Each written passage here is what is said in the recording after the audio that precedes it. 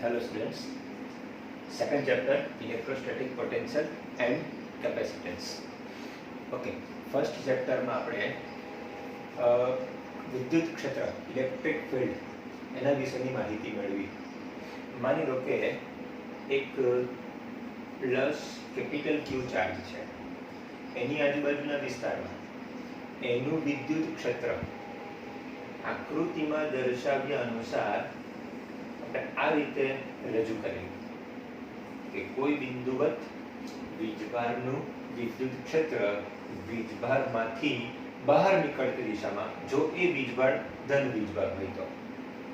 Okay, હવે આ વિદ્યુત ભાર સિવાય બીજો કોઈ એક નાનો વીજભાર, જેને આપણે પરીક્ષણ વીજભાર કહીશું, અને પરીક્ષણ વીજભાર સ્મોલ ક્યુ, જેને હું એક ક્ષેત્રમાં રહેલા બિંદુ P અને બીજું એક બિંદુ ક્ષેત્રમાં રહેલા આ, એ વચ્ચે, એ બે બિંદુ વચ્ચે કંઈક બાહ્ય બળ લગાડીને ગતિ કરાવું છું. એટલે એક બિંદુ પરથી બીજા બિંદુ પર સ્થાનાંતરિત કરાવું છું. બરાબર?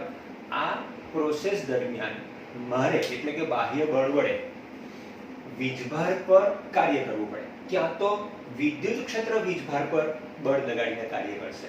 ઓકે, આપણે બે પ્રકારના કાર્યની ચર્ચા કરવાની છે. હવે કાર્ય વિશેની માહિતી આપણી પાસે છે. કાર્ય W બરાબર બળ ગુણ્યા સ્થાનાંતર, F ડોટ D. જો બળની દિશામાં સ્થાનાંતર થાય તો કાર્ય ધન કહેવાશે, અને જો બળની વિરુદ્ધ દિશામાં સ્થાનાંતર થાય તો કાર્ય ઋણ કહેવાશે. જો તંત્ર પર, એટલે કે પદાર્થ પર કે કોઈ બિંદુવત વીજભાર પર બાહ્ય બળ લાગે અને એનું સ્થાનાંતર થાય તો એના પર કાર્ય થયું એમ કહેવાય.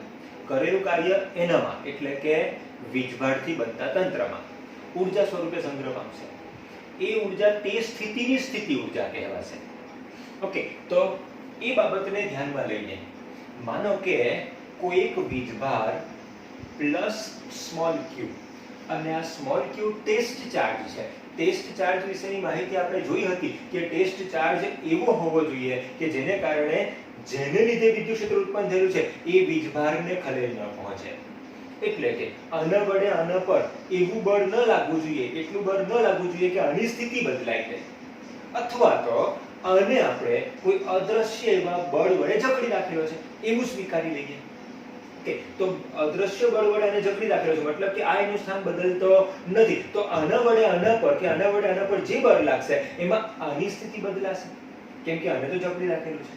ઓકે, તો સમજો જકડી રાખેલા કોઈ વીજભારને કારણે કંઈક આવું વિદ્યુત ક્ષેત્ર છે, અને સૈદ્ધાંતિક રીતે વિચારીએ તો આ વિદ્યુત ક્ષેત્ર અનંત અંતર સુધીનું હોય છે, અને એ વિદ્યુત ક્ષેત્રનું ઇક્વેશન છે E બરાબર kq/r², જ્યાં r બરાબર બિંદુવત વીજભારથી અંતર અને q બરાબર જેને કારણે વિદ્યુત ક્ષેત્ર ઉત્પન્ન થયેલું છે તેનો વીજભાર. એટલે મારે અહીંયા લખવું જોઈએ કેપિટલ Q. ઓકે, ચાલો હવે આવું વિદ્યુત ક્ષેત્ર આની આજુબાજુના વિસ્તારમાં છે. એ વિદ્યુત ક્ષેત્રમાંનું કોઈ એક બિંદુ કેપિટલ R કે જ્યાં મેં પ્લસ સ્મોલ q ચાર્જ મૂકેલો છે, એ સ્મોલ q ચાર્જને જો હું અહીંથી રિલીઝ કરી દઉં તો શું એ વીજભાર તરફ આવશે કે વીજભારથી દૂર જશે? એટલે કે શું આકર્ષણ બળ લાગશે કે અપાકર્ષણ બળ લાગશે, એ નક્કી કરવાનું છે. જો હું આ ક્ષેત્રમાં આ વીજભારને રિલીઝ કરી દઉં તો એ અપાકર્ષણ બળ અનુભવશે, અને એ જે ફોર્સ લાગશે ને એ Fe, જેને આપણે ઇલેક્ટ્રિકલ ફોર્સ કહીશું, એ ઇલેક્ટ્રિકલ ફોર્સ આ દિશામાં લાગે છે. હવે મારે લાવવો છે ને r પરથી p પર. હવે જો r પરથી p પર મારે લાવવું હોય તો ઓછામાં ઓછું Fe જેટલું ફોર્સ મારે બાહ્ય બળ સ્વરૂપે પ્લસ q ચાર્જ પર r થી p તરફ લગાડવું જોઈએ. એટલે કે આ ડાયરેક્શનમાં મારે લગાડવું જોઈએ, જેને હું કહી દઉં છું F external. External force plus q પર r થી p તરફ લગાડવું પડશે, તો જ એ r પરથી p પર આવી શકશે, અને ઓછામાં ઓછું Fe જેટલું ફોર્સ લગાડવું પડશે, તો જ એ અચળ વેગથી ગતિ કરીને અહીં સુધી આવી શકશે. અથવા તો જો એને પ્રવેગી ગતિ કરાવવી હોય તો Fe કરતા F એક્સટર્નલ મોટું રાખવું જોઈએ, તો આના પરનું નેટ ફોર્સ કંઈક આ તરફનું રહેશે, તો એ નેટ ફોર્સની અસર હેઠળ પ્રવેગી ગતિ શરૂ કરશે, અને પ્રવેગી ગતિ કરીને r પરથી p પર જશે. પણ મારે p પર એને અટકાવવાનો પણ છે, એટલા માટે હું એક વ્યવસ્થા પસંદ કરી લઈશ કે હું પ્લસ q ચાર્જને r પરથી p પર એવા બળ લગાડીને લાવીશ કે જેથી કરીને એનામાં ઉદ્ભવતો વેગ કોન્સ્ટન્ટ રહે અને વેગનું મૂલ્ય બી એકદમ ઓછું, મતલબ કે એકદમ ધીમે ધીમે હું એને અહીંયા લઈ આવું છું, જાળવીને એવી રીતે જાળવીને લાવ કે એ ગતિ દરમિયાન એનો વેગ કોન્સ્ટન્ટ રહે, મતલબ કે એનો પ્રવેગ 0 થશે, એટલે કે એના પર લાગતું નેટ ફોર્સ 0. આ ત્યારે જ હોઈ શકે જ્યારે F external is equal to Fe. આ હશે ત્યારે જ F net 0 બનશે. આ બાબતને બરાબર ધ્યાન રાખજો કે મારે એવી રીતે ગતિ કરાવવાની છે કે v નું મૂલ્ય કોન્સ્ટન્ટ રહે. v કોન્સ્ટન્ટ એટલે પ્રવેગ શૂન્ય થશે. પ્રવેગ શૂન્ય એટલે સ્વાભાવિક છે કે એના પર લાગતું નેટ ફોર્સ 0, કેમ કે ફોર્સ 0 હોય તો જ પ્રવેગ 0 થશે. તો F net 0 બનશે. હવે F net એટલે એના પર લાગતા બે બળનો સદિશ સરવાળો. એના પર બે બળ કયા લાગે છે? એક તો ઇલેક્ટ્રિક ફિલ્ડ વાળું ફોર્સ જે ક્ષેત્રની દિશામાં લાગશે, અને બીજું બાહ્ય બળ જે મારે લગાડવું પડે છે R થી P પર લઈ જવા માટે, અને તે ક્ષેત્રની વિરુદ્ધ દિશામાં લાગશે. આ બંને બળોનો સદિશ સરવાળો એટલે જ F external plus Fe, અને તેનું મૂલ્ય જો 0 થતું હોય તો સ્વાભાવિક છે કે F external is equal to Fe. આ બંને સરખા જશે તો જ હું એને અચળ વેગથી જાળવીને R બિંદુથી P બિંદુ પર લઈ આવીશ. ઓકે, હવે અહીંયાથી અહીંયા લાવવા માટે કરવું પડતું કાર્ય જેને હું કહી દઉં છું WRT. ઓકે, કરવું પડતું કાર્ય હું લખીશ WRT એટલે કે R બિંદુથી P બિંદુ પર લાવવા માટે કરવું પડતું કાર્ય. ઓકે, R બિંદુથી P બિંદુ સુધી લાવવા માટે કરવું પડતું કાર્ય WRT is equal to, જો હું આ ઇક્વેશન વાપરું તો મારે કેટલીક શરતનું પાલન કરવું પડે. આ ઇક્વેશન ત્યારે જ વપરાય જ્યારે સ્થાનાંતર સુરેખ પથ પર થતું હોય, બીજું બળ કોન્સ્ટન્ટ હોય, એટલે કે આ અચળ બળનો કિસ્સો થઈ ગયો, અચળ બળ દરમિયાન થતું કાર્ય થઈ ગયું. પણ શું આપણા કિસ્સામાં, આપણી આ ઘટનામાં R થી P પર તમે વીજભારને લાવો એ દરમિયાન Fe ઇલેક્ટ્રિક ફિલ્ડ શું કોન્સ્ટન્ટ રહેશે? અને ઇલેક્ટ્રિક ફિલ્ડ લાગશે તો ઇલેક્ટ્રિક ફિલ્ડ જે ફોર્સ લગાડશે એ તો લગાડશે કુલમ્બના નિયમ અનુસાર K Q r², જ્યાં R બરાબર Q અને Q વચ્ચેનું અંતર. હવે જુઓ, અત્યારે R એટલે કેપિટલ Q અને સ્મોલ q વચ્ચેનું અંતર, એટલે R બિંદુ અને આ ઉગમ બિંદુ વચ્ચેનું અંતર. તો એ બે વચ્ચેનું અંતર R પર હોય ત્યારે હવે R પરથી હું ગતિ કરતો એને P પર લાવ તો સતત આ બે વચ્ચેનું ડિસ્ટન્સ તો ઘટતું જવાનું, મતલબ કે આ ઘટશે તો આ વધશે, એટલે કે આ બળ કોન્સ્ટન્ટ નથી, ચલ બળનો કિસ્સો છે. અને જો ચલ બળનો કિસ્સો હોય તો આપણને ઇક્વેશન યાદ છે કાર્યનું કે W is equal to integration F dot dr. હવે આપણા કિસ્સામાં તમે કયા ફોર્સ વડે થતું કાર્ય શોધવા માંગો છો?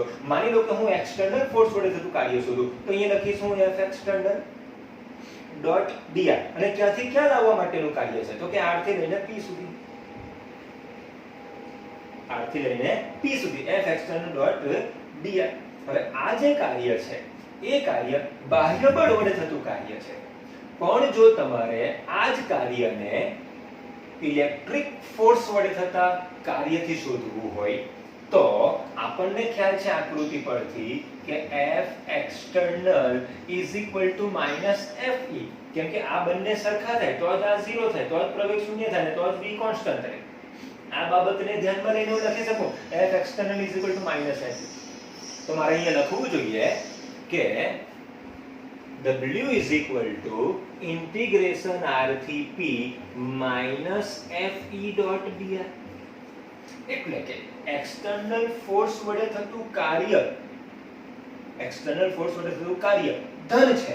કેમ ધન છે? કેમ કે F external જે દિશામાં લાગે એ જ દિશામાં સ્થાનાંતર થાય છે, એટલે F external અને dr વચ્ચેનો ખૂણો 0, બે વચ્ચેનો ખૂણો 0 એટલે પોઝિટિવ આવશે cos 0 1. એ જ પ્રમાણે જો હું Fe ને ધ્યાનમાં લઈને સ્થાનાંતર દરમિયાન કાર્ય શોધું તો સ્થાનાંતર R થી P તરફ અને ફોર્સ P થી R તરફ બંને એકબીજાની વિરુદ્ધ દિશામાં છે, તો બે વચ્ચેનો એંગલ 180 બનશે. તો તેવા સંજોગોમાં કાર્ય ઋણ બનશે. અને આપણે f external ના બદલે -fe મૂકી એટલે ઋણ જ થઈ જવાનું છે. આ તો મેં -fe મૂકી જ દીધું છે f external ના બદલે. ઓકે, તો થઈ જશે એ કાર્ય ઋણ. તો WRP મૂલ્યની દ્રષ્ટિએ સરખું હશે, પણ એક ધન તો બીજું ઋણ. માત્ર ને માત્ર બળની દિશામાં સ્થાનાંતર તો ધન અને બળની વિરુદ્ધ દિશામાં સ્થાનાંતર થાય છે એટલા માટે ઋણ. ચાલો હવે આપણે એવું પણ શીખ્યા કાર્ય ઊર્જા પાવર ચેપ્ટરમાં ભૂતકાળમાં કે કોઈ પણ તંત્ર હોય એના પર તમે કાર્ય કરો તો કરેલું કાર્ય એનામાં ઊર્જા સ્વરૂપે સંગ્રહ પામશે. જો એની સ્થિતિ બદલાતી હોય, એનું સ્થાન બદલાતું હોય તો સ્થાન આધારિત સ્થિતિ ઊર્જા વ્યાખ્યાયિત થશે, અને જો સંરચના બદલાતી હોય તો સંરચનાના આધારે ઊર્જા સંગ્રહિત થશે. ઓકે, તો અહીં વીજભાર પ્લસ q r બિંદુ પર હતો ત્યાંથી p બિંદુ પર આવે છે. હવે જે કંઈક હોય તે આપણે r બિંદુ પાસે પ્લસ q ની થોડી ચર્ચા કરી લઈએ. જો હું r બિંદુ પાસે પ્લસ q ને પકડી રાખું તો એ કોઈ બળ ક્ષેત્રમાં છે એમ કહેવાય. અને એ બળ ક્ષેત્ર કયું છે? તો કે બાહ્ય વિદ્યુત ક્ષેત્ર. કોનું? Plus capital Q charge. અને એ વિદ્યુત ક્ષેત્રમાં એને જો મુક્ત કરી દઉં તો એ ગતિ કરવા લાગશે. જેમ કે અત્યારે મેં ડસ્ટરને અહીંયા પકડી રાખેલું છે, જો હું એને મુક્ત કરી દઈશ તો એ અધોદિશામાં ગતિ કરશે, કેમ કે ત્યાં ગુરુત્વાકર્ષણ ક્ષેત્ર એના પર સતત બળ લગાડે છે અને એ બળની વિરુદ્ધ મેં મારા હાથ વડે એના પર બળ લગાડેલું છે, એટલે એ આ સ્થિતિમાં સ્થિર છે. તો આ સ્થિતિમાં રાખવા માટે મારા હાથ વડે સતત એના પર બળ લગાડવામાં આવે છે. તો સ્વાભાવિક છે કે એના પર કાર્ય કર્યું હશે. માનો કે અહીંયા છે, અહીંથી ઉચકીને હું અહીંયા લાવું છું તો મેં એના પર કાર્ય કરેલું કાર્ય એનામાં ઊર્જા સ્વરૂપે સંગ્રહ પામશે. તમને ખ્યાલ છે કે ઓછી ઊંચાઈએ સ્થિતિ ઊર્જા ઓછી, તો વધુ ઊંચાઈએ સ્થિતિ ઊર્જા પેલી ઊંચાઈ કરતા વધારે. પેલી ઊંચાઈ કરતા વધારે. અને આપણે ભૂતકાળમાં એવું પણ શીખ્યા છીએ કે સ્થિતિ ઊર્જાનું નિરપેક્ષ મૂલ્ય જરૂરી નથી, પણ સ્થિતિ ઊર્જાનો ફેરફાર જરૂરી છે. ફેરફાર કામનો છે. તો અહીં પણ તમે જુઓ તો કોઈ પણ બળ ક્ષેત્રમાં કોઈ પણ બિંદુ પાસે ક્ષેત્ર અસર કરે તેવો કણ મૂકવામાં આવે. અહીં વિદ્યુત ક્ષેત્ર છે તો વિદ્યુત ક્ષેત્ર વીજભાર પર અસર કરશે તો મેં વીજભારિત કણ મૂક્યો. ગુરુત્વાકર્ષણ ક્ષેત્ર દળ પર અસર કરે તો ત્યાં દળવાળો પદાર્થ મૂક્યો. એ જ પ્રમાણે અહીંયા મેં પ્લસ q ચાર્જ મૂકેલો છે. પ્લસ q ચાર્જ અથવા પ્લસ q ચાર્જ વાળા કણને હું બાહ્ય વિદ્યુત ક્ષેત્રમાં મૂકું તો બાહ્ય વિદ્યુત ક્ષેત્ર એના પર બળ લગાડે છે. મતલબ કે પ્લસ q ચાર્જ બળ ક્ષેત્રમાં છે, અને બળ ક્ષેત્રમાં હોય તો એની કોઈ પણ સ્થિતિમાં સ્થિતિ ઊર્જા વ્યાખ્યાયિત કરી શકાય. તો એ જ રીતે r બિંદુ પાસે આપેલ કણની સ્થિતિ ઊર્જા પ્લસ q ચાર્જની સ્થિતિ ઊર્જા જો ur હોય, r બિંદુ પાસે પોટેન્શિયલ એનર્જી,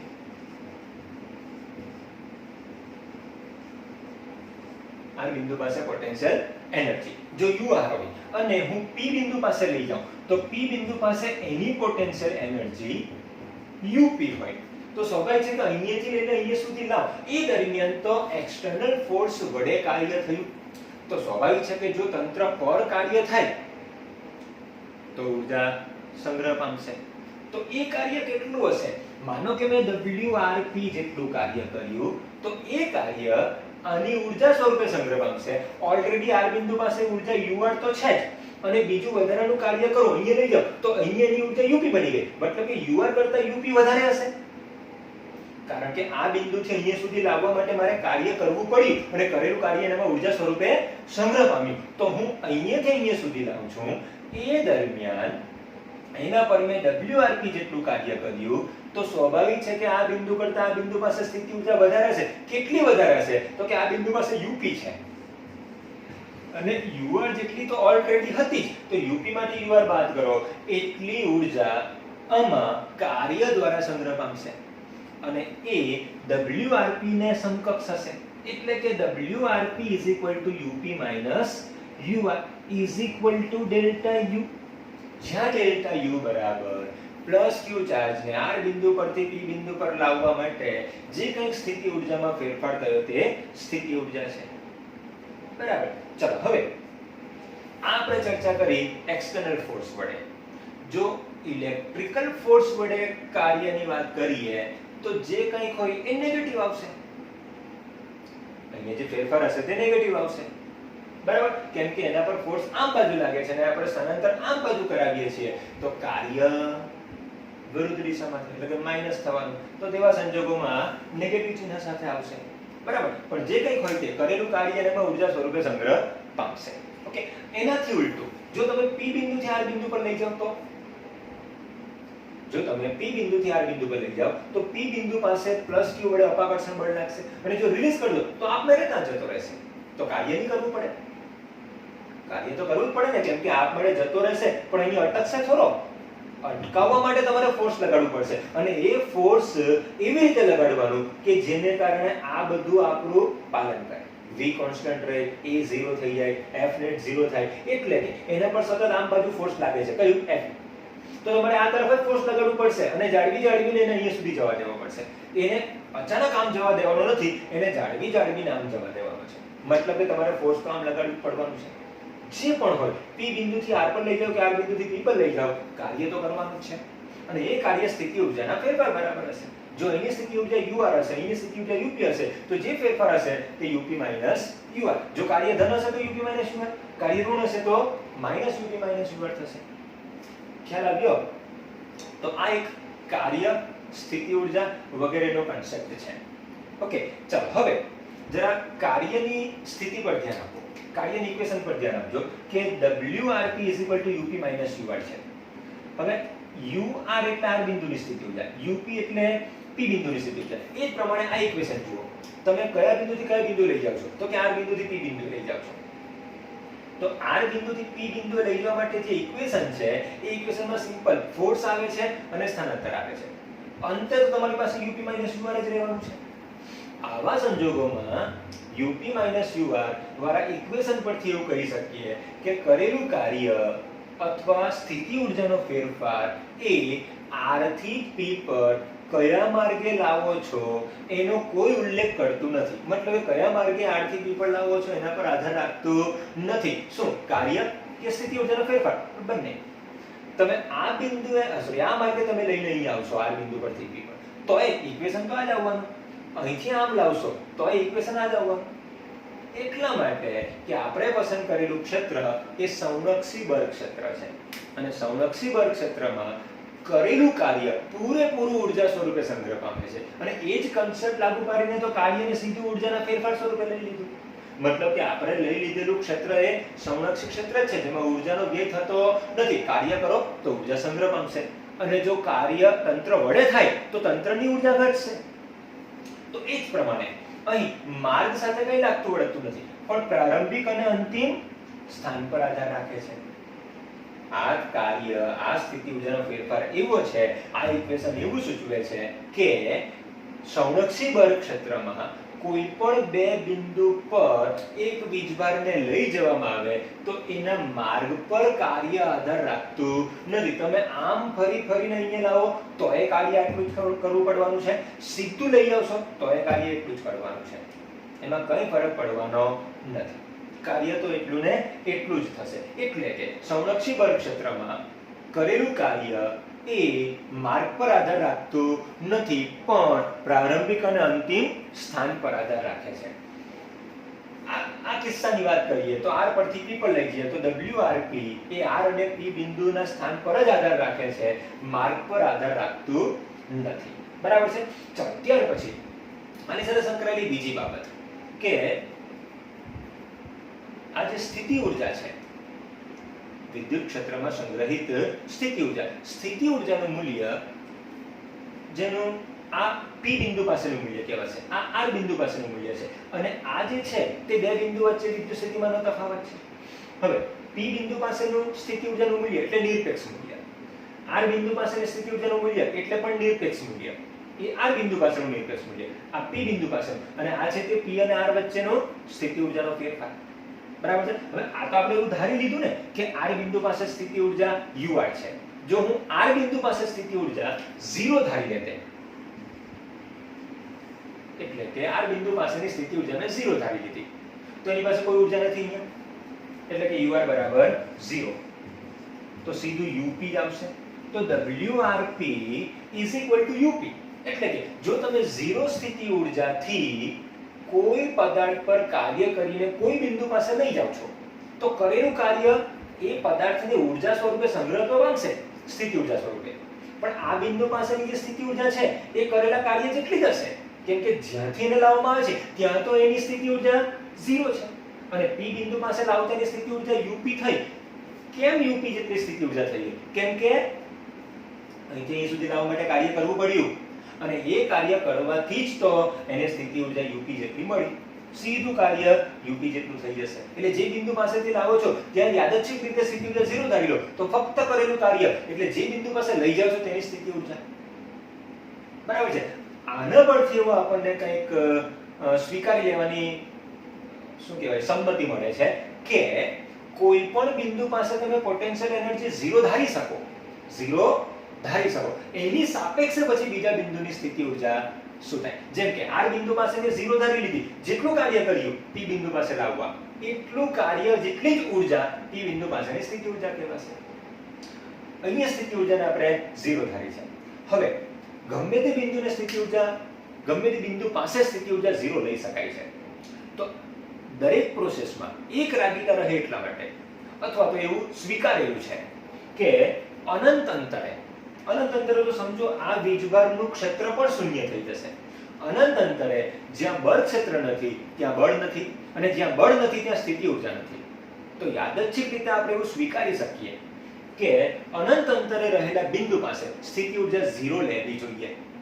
તો આપણે એક બાબત ચોક્કસ કહી દઈએ કે r બરાબર ઇન્ફિનિટી હોય તો ત્યાં હું પોટેન્શિયલ એનર્જી 0 લઈ લઉં છું અને જો r બરાબર કોઈ p બિંદુ લઈ લઉં છું કોઈ p બિંદુ પાસે તો ત્યાં હું પોટેન્શિયલ એનર્જી UP લઈ લઉં છું અને જો મારે UP શોધવું હોય તો અનંત અંતરેથી p બિંદુ સુધી મારે લાવવો પડે કોઈ વીજભારને. એના પર કાર્ય કરવાનું અને એ કાર્ય જે હું કરીશ ને તે ઇન્ફિનિટી થી p સુધીનું કાર્ય થશે. જેમ r થી p ના WRP લખ્યું તો અનંત થી p ને W ઇન્ફિનિટી થી p લખી શકો.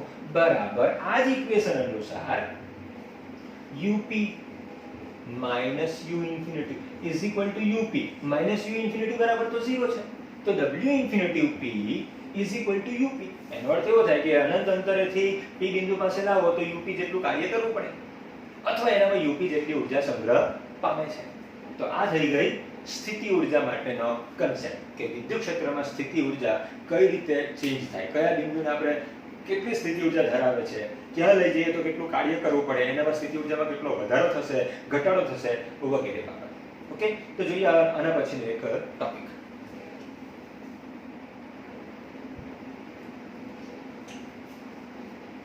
જો આપણે એક નવો ટોપિક જોવાનો છે, ઇલેક્ટ્રોસ્ટેટિક પોટેન્શિયલ. અગાઉ થોડી ચર્ચા કરી આપણે WRP એટલે કે ક્ષેત્રમાંના R બિંદુ પરથી P બિંદુ પર લાવવા માટે કરવું પડતું કાર્ય એ સીધું સ્થિતિ ઉર્જાના ફેરફાર બરાબર થઈ જશે, એટલે કે UP UR જેને આપણે ડેલ્ટા U કહ્યું. પણ આપણને ખ્યાલ છે કે WRP integration F external dot dr અથવા F electric dot dr. જો F electric હોય તો માઈનસ લેવાનું, F external હોય તો પ્લસ લેવાનું. જે હોય તે FE એનું મૂલ્ય is equal to F external નું મૂલ્ય is equal to Q into E. Q into E કેમ કે ઇલેક્ટ્રિકલ ફોર્સ Q ચાર્જ પર લાગશે Q into E જેટલું, તો આટલો ફોર્સ લાગે છે. હવે WRP is equal to, જરા અહીંયા ધ્યાન આપજો, ઇન્ટિગ્રેશન લખવાનું મારા R થી P, FE ના બદલે હું લખી દઉં છું QE dot dr. જ્યાં E કોન્સ્ટન્ટ નથી, E તો સતત બદલાય છે કેમ કે જેમ જેમ પ્લસ Q ચાર્જ થી વીજભારનું અંતર બદલાશે તેમ તેમ એના પર લાગતો ફોર્સ બદલાશે, તેમ તેમ વિદ્યુત ક્ષેત્રની તીવ્રતા પણ બદલાશે. તો WRP બરાબર ઇન્ટિગ્રેશન R થી P QE dot dr. હવે હું WRP upon Q એટલે આ વીજભારનું અહીંયા લઈ લઉં છું, ઇન્ટિગ્રેશન R થી P E dot dr થશે is equal to, હવે WRP બરાબર તો આપણને ખબર છે UP minus UR, તો મારે છેદમાં Q લખવાનું કેમ કે અહીંયા જો હું Q લખું તો અહીં પણ Q આવશે જ, એટલે કે આના બરાબર આ છે, આના બરાબર આ છે, તો આ Q જો અહીંયા હતો ને અહીં લઈ શકું, અહીંયા હતો ને અહીં લઈ શકું. તો ઇન્ટિગ્રેશન R થી P E dot dr બરાબર UP minus UR upon U બરાબર UP upon Q minus UR upon Q. હવે આમ બાજુ છે WRP upon Q. હવે જે મને આ રાશિ મળી એ રાશિ જે પરીક્ષણ વીજબળ તમે મૂકો છો એનાથી સ્વતંત્ર થઈ ગઈ અને એ સ્વતંત્ર ભૌતિક રાશિ જે પરીક્ષણ વીજભાર પર આધાર રાખતી નથી અને તે WRP upon Q છે જેને ઇલેક્ટ્રોસ્ટેટિક પોટેન્શિયલ તરીકે વ્યાખ્યાયિત કરવામાં આવે છે એટલે કે આને હું લખી શકું VRP જેને કહીશું R ની સાપેક્ષે P નું પોટેન્શિયલ વિદ્યુત સ્થિતિમાન ઇઝ ઇક્વલ ટુ આને કહી દઈશું UP upon Q જે BP બનશે અને આ બની જશે આપણા માટે VR. હવે એવું પણ આપણે સ્વીકાર્યું હતું કે જો R બરાબર ઇન્ફિનિટી હોય તો એ બિંદુ પાસેનું પોટેન્શિયલ એનર્જીનું મૂલ્ય 0 એટલે કે જો હું ક્ષેત્રમાંના R બિંદુના બદલે અનંત અંતરેથી P બિંદુ સુધી વીજભારને લાવું. બરાબર ધ્યાન કરજો આપણી પાસે કંઈક આવું હતું આ પ્લસ Q ચાર્જ છે કેપિટલ Q એનું ક્ષેત્ર આ રીતનું હતું આ બિંદુ P છે અહીંયા બિંદુ R છે અને અહીંયા પ્લસ Q ચાર્જને આપણે R પરથી P પર લાવતા હતા એના બદલે હવે આપણે લાવવાનો છે અનંત અંતરેથી વીજભારને તો અનંત અંતરે તો યાદચ્છિક રીતે સ્થિતિ ઊર્જા 0 લઈએ છીએ એવું આપણે અગાઉના ટોપિકમાં શીખ્યા કે U ઇન્ફિનિટી 0 લેવું જોઈએ જેથી કરીને અનંતની સાપેક્ષે P બિંદુ પાસેની સ્થિતિ ઊર્જા અથવા પોટેન્શિયલ આના પરથી લખી શકીએ જ્યાં જો તમે R બિંદુ અનંત પસંદ કર્યું તો U ઇન્ફિનિટી બનશે અને U ઇન્ફિનિટી તો 0 છે માટે WRP upon Q is equal to UP upon Q minus UR upon Q. આ ઇક્વેશનમાં હું થોડો સુધારો કરી લઉં W infinity P upon Q R થી P ના બદલે infinity P is equal to UP upon Q બનશે minus U infinity upon Q.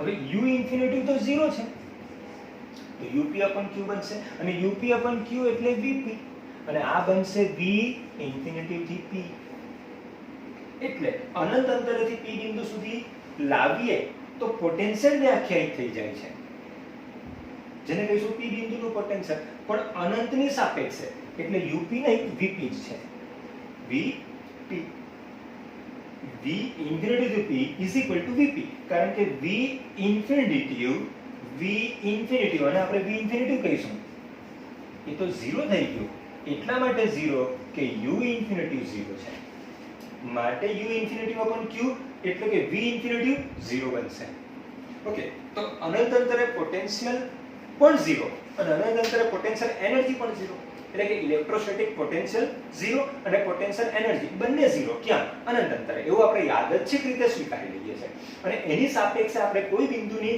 સ્થિતિ ઊર્જા કે કોઈ બિંદુનું વિદ્યુત સ્થિતિમાન આ રીતે વ્યાખ્યાયિત કરી શકાય આમ એને સમજી શકાય આ રીતે કોઈ પણ બિંદુનું પોટેન્શિયલ વ્યાખ્યાયિત કરવું હોય તો છે તો કાર્ય જ કાર્યના સ્વરૂપમાં પોટેન્શિયલ વ્યાખ્યાયિત થશે પણ આ જે કાર્ય હતું ને WRP એ તો Q ચાર્જને લાવવા માટે કરવું પડતું કાર્ય જો આ કાર્યને હું Q વડે ભાગી નાખું તો એકમ વીજભારને લાવવા માટે કરવું પડતું કાર્ય બનશે એટલે WRP જે Q ને લાવવા માટેનું હતું અને જો હું Q વડે ભાગી નાખું તો એ બની જશે એકમ ધન વીજભારને લાવવા માટે કરવું પડતું કાર્ય અને જો Q વડે ભાગું ને તો જ આ કહેવાય છે પોટેન્શિયલ मतलब કે પોટેન્શિયલને વ્યાખ્યાયિત કરવા માટે Q ચાર્જના બદલે મારે એકમ ધન વીજભાર પસંદ કરવો જોઈએ અને એને લાવવો જોઈએ R થી P નહીં પણ અનંત થી P અને P બિંદુ પાસેની પોટેન્શિયલ ની વ્યાખ્યાયિત કરી દીધી તો જુઓ શું છે ઇલેક્ટ્રોસ્ટેટિક પોટેન્શિયલ ની વ્યાખ્યા એકમ ધન વીજભાર આ પ્રમાણે ટેસ્ટ ચાર્જ બન્યો એકમ ધન વીજભારને અનંત અંતરેથી ક્ષેત્રમાંના આપેલા P બિંદુ સુધી ક્ષેત્રની વિરુદ્ધ દિશામાં લાવવા માટે કરવા પડતા કાર્યને તે બિંદુનું સ્થિતિમાન કહેવાય પાછા એકવાર એકમ ધન વીજભારને અનંત અંતરેથી ક્ષેત્રમાંના આપેલા બિંદુ સુધી ક્ષેત્રની વિરુદ્ધ દિશામાં લાવવા માટે કરવા પડતા કાર્યને P તે બિંદુનું પોટેન્શિયલ કહે છે. કયા બિંદુનું? જે બિંદુએ લાવવામાં આવે છે તે બિંદુ પાસેનું પોટેન્શિયલ કહે છે. છેલ્લી વખત, અનંત અંતરેથી એકમ ધન વીજભારને ક્ષેત્રમાંના આપેલા P બિંદુ સુધી ક્ષેત્રની વિરુદ્ધ દિશામાં લાવવા માટે કરવું પડતું કાર્ય એટલે તે બિંદુનું સ્થિતિમાન. ઓકે, હવે પસંદ કરેલો આ ચાર્જ અથવા પસંદ કરેલું ક્ષેત્ર કયા ચાર્જનું છે એના અનુસાર તમારે કાર્ય કરવું પડશે. ત્યાંથી અનંત અંતરથી લાવવા માટે બાહ્ય બળ વડે કાર્ય કરવું પડશે, કારણ કે આ પ્લસ ક્યુ ચાર્જ આ ધન વીજભાર પર અપાકર્ષણ બળ લગાડશે. અપાકર્ષણ બળની વિરુદ્ધમાં આપણે સતત બળ લગાડીને આ બિંદુ સુધી લાવવા માટે એના પર કાર્ય કરવું પડે. પણ જો પ્લસ q નો મતલબ એવો થાય કે q ગ્રેટર ધેન 0, પણ જો આ q લેસ ધેન 0 હોય એટલે કે નેગેટિવ ચાર્જ હોય, નેગેટિવ ચાર્જ હોય તો નેગેટિવ ચાર્જનું ક્ષેત્ર અંદર તરફનું હશે, q લેસ ધેન 0, અને બિંદુ p અહીંયા છે. આ થઈ ગયું એના માટે અનંત અંતર. અનંત અંતરે મૂકેલા એકમ ધન વીજભારને લાવવાનો તો એકમ ધન વીજભાર જ છે, કેમ કે વ્યાખ્યામાં તો એકમ ધન વીજભાર જ છે. એકમ ધન વીજભારને અનંત અંતરેથી ક્ષેત્રમાં આપેલા બિંદુ સુધી લાવવા માટે કરવા પડતા કાર્યને તે બિંદુનું પોટેન્શિયલ કહેવાય. તો હવે મારે આને અહીંયા લાવવો છે તો ખરેખર તો એ તો બાહ્ય ક્ષેત્રની અસર હેઠળ આવી જ જવાનો છે, મારે બળ લગાડવાની જરૂર નથી, પણ મારે આને અહીંયા અટકાવવાનું છે એટલે બળ લગાડવું પડશે. તો અહીં ક્ષેત્ર આકર્ષણ બળ લગાડશે એટલે કે તેને પોતાની તરફ આકર્ષી લેશે. આના કરતા વિરુદ્ધ કન્ડિશન થઈ ગઈ. આમાં અપાકર્ષણ બળની વિરુદ્ધમાં લાવવાનું હતું, અહીં આકર્ષણ બળની દિશામાં લાવવાનું છે. તો અહીંયા જે કરવું પડતું કાર્ય હતું એને જો આપણે પોઝિટિવ ગણીએ તો અહીંયા કરવા પડતા કાર્યને નેગેટિવ ગણવું પડે. એટલે કે અનંત અંતરેથી એકમ ધન વીજભારને ક્ષેત્રમાં આપેલા બિંદુ સુધી લાવવા ક્ષેત્રની વિરુદ્ધ દિશામાં કરવું પડતું કાર્ય તે બિંદુનું પોટેન્શિયલ કહેવાશે.